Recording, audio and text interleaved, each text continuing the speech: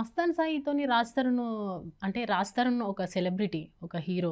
తాను అనుకుంటే చేయగలిగింది ఏమీ లేదు యాక్చువల్లీ. చేయగలిగింది ఏమీ లేదు. అంటే మనం జస్ట్ ఒక ఏమీ లేదు. సైకలాజికల్గా లేదమ్మా, ఆలోచించినా అదే అంటున్నా. ఇవాళ రేపట్లో ఒక మహిళ బరి తెగించి బజార్కి వచ్చి నాకు నా మొగుడు కావాలి అని చెప్పి మీడియా ముందు, పోలీస్ ముందు, అన్ని రకాల లేకపోతే ఛానల్ సపోర్ట్ తోటి వచ్చిందంటే, అది కూడా ఒక లాయర్ పెట్టుకుంటుంది. Who can stop her? Sympathy మహిళల వైపే ఉంటుంది జనరల్గా. బయటకు వచ్చేస్తే అయ్యో వీడేదో చేశాడు అనుకుంటారు కదా. ఎన్ని చెప్పినా న్యాయం వైపు కూడా చూస్తున్నారు ఇప్పుడు. అది నేను వచ్చిన తర్వాత షిఫ్ట్ అయింది. ఇప్పుడు నేను వచ్చి ఇవన్నీ తీసుకురాకముందు అందరూ కూడా రాజ్ తరుణ్ ఒక కామాంధుడు, ఒక ఇది అది అని చెప్పి రాశారు. రాజ్ తరుణ్కి ఎన్నేళ్ళు జైలు శిక్ష పడుతుంది, డిబేట్లు కూడా పట్టాయి. ఇప్పుడు పెడుతున్నారు డిబేట్లు, ఈఎంఐకి ఎన్నేళ్ళు జైలు శిక్ష పడుతుందని. చాలామందికి తెలియదు ఏంటంటే 211 ఐపీసీ 211 అని ఒక సెక్షన్ ఉంది. అంటే అది చాలా తక్కువ మందికి తెలుసు. ఈ మధ్యకాలంలో అల్లరి నరేష్ గారు ఒక సినిమా తీశారు దాని మీద.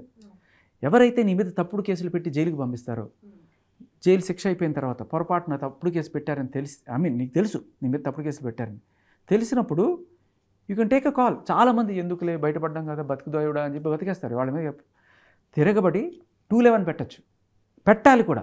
ఎందుకంటే అమ్మాయిని కదా నేను కేసులు పెట్టేయచ్చు, నేను ఎఫ్ఐఆర్లు చేసేయచ్చు అని చెప్పి పెడుతుంటే ఎవ్వరు కూడా తిరగబడి కేసులు పెడతారు అనే ఇది వాళ్ళకి స్పృహ లేదు, జరుగుతుందని తెలియదు. ఇవి 2-3 జరగాలి. అప్పుడు అమ్మాయిలకి కేసు పెడితే, అది తెలుసా మీకు, 211 కేసు కింద 10 ఏళ్ల వరకు జైల్లో పడవచ్చు. 10 ఏళ్ల వరకు. నువ్వు చిన్న తప్పుడు కేసు పెట్టినా, నువ్వు తప్పుడు కేసు పెడితే 10 ఏళ్ల వరకు జైల్లో పెట్టచ్చు. అది ఇప్పుడున్న సరికొత్త, అది ఇప్పుడు బిఎన్ఎస్ సెక్షన్లో మారింది. 243 248 వచ్చింది. బట్ ఏదేమైనా మగవాళ్ళకున్న ఒక అద్భుతమైన ఆయుధం, ఒకవేళ కనుక మీ ఆవిడ కానీ, మీ ప్రేయస్ కానీ, లేకపోతే ఇలాంటి ఎవరన్నా సరే బ్లాక్మెయిలర్ కానీ మీ మీద ఎవరైనా కావచ్చు ఒక తప్పుడు కేసు పెట్టారు అంటే, దాని నుంచి ఏదో రకంగా పోని కోర్టు తిరిగిపో అంతా అయిన తర్వాత తప్పుడు కేసు అని చెప్పి మీరు బయటకు వస్తే అక్కడ ఆగకండి, తిరిగి వాళ్ళ మీద ఈ 211 కేసు ఫైల్ చేయండి. ఇదే ఇప్పుడు రాజ్ తరుణ్ కూడా చేయాల్సిన పని. చెప్తున్నాను కదా, నేను సజెషన్ ఇస్తున్నాను. పచ్చి తప్పుడు కేసు, ఎంత తప్పుడు కేసు, పచ్చిగా పొంగుతున్నారు, కళ్ళ ముందు కనబడుతున్నాయి సాక్ష్యాలు. ఇంకా సరే ఇంత చూపించినా కూడా ఈ కంప్లైంట్ నాది కాదు, ఈ కంప్లైంట్ నేను రాయలేదు. ఇప్పుడు ఒక రిలేషన్లో ఉన్నప్పుడు ఆ హస్బెండ్ అవ్వచ్చు, ఐదర్ బాయ్ ఫ్రెండ్ అవ్వచ్చు, లివింగ్ రిలేషన్లో ఉన్న వాళ్ళు అవ్వచ్చు, వీళ్ళిద్దరు ఒక దాంట్లో ఉన్నప్పుడు ఒక కన్వర్జేషన్లో నా మాటలు అనుకుంటాం. హస్బెండ్ అంటారు, వైఫ్ అంటారు, రకరకాలుగా ఉంటారు. అంటే తను మాట్లాడిన కొన్ని బిట్స్ ఎందుకు అంత అక్యూజింగ్గా చూస్తున్నారు దీన్ని అని. బిట్ సంగతి పక్కన పెట్టమ్మా, ఆ బిట్ సంగతి టోటల్ కన్వర్జేషన్ బయటికి రావట్లేదు కదా, కొంచెం అంతా ఉంది. మీ ఓపిక 1 గంట 40 నిమిషాలు ఎంతో ఉంది. అది అంతా నేను ఇక్కడ కూర్చోబెడితే మీరు ఇట్లా ఉండాల్సి వస్తుంది తర్వాత. సో కాబట్టి కీలకమైన పోర్షన్ మీరు కావాలంటే నేను మొత్తం మీకు వినిపించాలంటే అది నేను వినిపించక్కర్లే, మీరు నెట్లో కొడితే వచ్చేస్తుంది వాళ్ళ కాన్వర్సేషన్. రాజ్ తరుణ్ ఎప్పటి నుంచి పరిచయం? నాకు ఇప్పటి నుంచి ఉయ్యాల జంపాల ఆ టైం నుంచే పరిచయం. అప్పటి నుంచి తెలుసు. అంటే వీళ్ళిద్దరు రిలేషన్లో ఉన్నట్టు తెలుసా? అసలు ఆవిడ ఎవరో తెలియదు ఎవరికి, ఒకరికొకరికి పరిచయం లేదు. కాకపోతే మీకు తెలుసు ఈవిడ ఎవరో తెలియదు, అసలు మీకు తెలీదు, ఎవరికి తెలియదు, మీడియాలో ఎవరికి తెలియదు.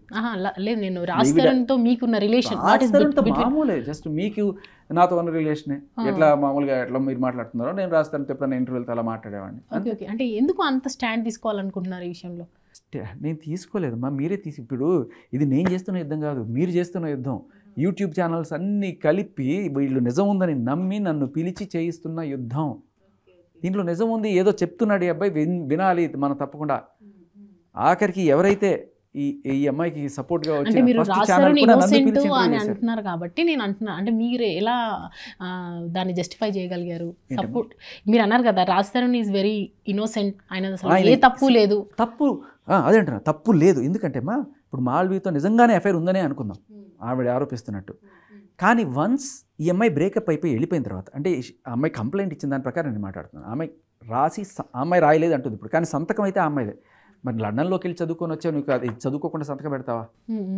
అండ్ నువ్వు ఒకవేళ అంత rape case, attempt murder case పెట్టినప్పుడు నువ్వు కనీసం అక్కడ పోలీస్ స్టేషన్లో నీకు చదివి వినిపించరా కదా? So I don't by that point. ఇది ఎంత ఉత్తుతీరేనండి, ఫేక్ అండి. అంటే 1.5 సంవత్సరం పాటు ఒక అబ్బాయి మీద నువ్వు అటెంప్ట్ మర్డర్ కేసు పెట్టి ఇప్పుడు వచ్చి బయటకు వచ్చి చెప్తున్నావు అంటే 1.5 సంవత్సరం ఆ అబ్బాయి జీవితం ఏమైంది? దారుణం కదా. డైవర్ట్ అవుతున్నావమ్మా, మీరు ఏదో కేసు అడిగారు, మీరు ఇందాక అడిగిన క్వశ్చన్ ఏంటి? రాజ్ తరుణ్కి ఎందుకు అంత సపోర్ట్ తీసుకుంటున్నారు అని అన్నారు, స్టాండ్గా ఎందుకు నిలబడ్డారు అని చెప్పి. అదేమ్మా కారణం, క్లియర్ కట్గా ఫాల్స్ కేస్ అని నేను నమ్మాను, మనసా వాచా కర్మనా నమ్మాను. నమ్మాను. అండ్ నేను దానికి అంటే నేను ఫ్యాక్ట్స్ చూశాను, చూపిస్తున్నాను. అది వాళ్ళు ఏమంటున్నారు, తప్పు అంటున్నారు. కాదు, నీకు కనిపించిన ఫ్యాక్ట్స్ ఏంటి, ఎదుటోళ్ళు ఫాల్స్ అనుకుంటున్న ఫాల్స్ ఏంటి అసలు? అదే అంటున్నాను. నీ స్వహస్తాలతో నువ్వు రాసావా అని అన్నాను నేను. లేదు, నేను నా స్వహస్తాలతో రాయలేదు. సరే, ఆ సంతకం అయినా నీదే కదా అంటే అది కూడా ఆవిడ సమాధానం చెప్పాలి. ఓకే, సరే సంతకం ఆవిడని టాలీ కూడా అయింది క్లియర్ కట్గా. ఎందుకంటే మొన్న ఇచ్చిన నార్సింగి కంప్లైంట్ కేసులో ఆవిడ పెట్టిన సంతకం, ఇక్కడ పెట్టిన సంతకం ఒకటే. అండ్ ఇది జస్ట్ ఊరికే నథింగ్ టు డిస్కస్. ఎందుకంటే అంత పెద్ద కేసు, అమ్మాయి లేకుండా, అమ్మాయికి చెప్పకుండా rape case, attempt murder case better. Simple, as simple as that. ఇప్పుడు అంతా అయిన తర్వాత బయటకు వచ్చి ఇప్పుడు ఏదో చిన్న చిన్న టెక్నికల్ మిస్టేక్స్, లేకపోతే నాతో వాడు పెట్టించాడు, వీడు పెట్టించాడు, అది నాకు సంబంధం లేదు అని ఎలా అంటావు?